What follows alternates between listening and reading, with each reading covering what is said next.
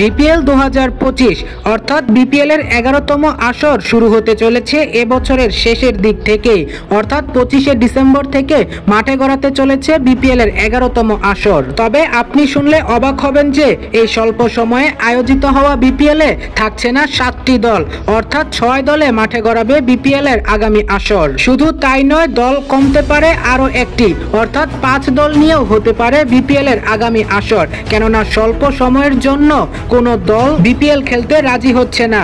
যেখানে প্রতিটি দলের সাথে 2টি করে ম্যাচ থাকতো, সেখানে এবার 1টি করে থাকছে, অর্থাৎ স্বল্প আয়োজনে বিপিএল শুরু হতে চলে আগামী আসরের জন্য। মূলত পাকিস্তানে আয়োজন হতে যাওয়া চ্যাম্পিয়ন্স ট্রফির কারণে এতটা গোলমাল লেগে গিয়েছে পুরো ফ্র্যাঞ্চাইজি ক্রিকেট জগতে। তবে কোন 2টি দল থাকছে না সেটা এখনো প্রকাশ হয়নি, কিন্তু অনুমান করা যাচ্ছে দুর্দান্ত ঢাকা ও খুলনা টাইগার্স সরে দাঁড়াতে চলেছে আগামী বিপিএল থেকে।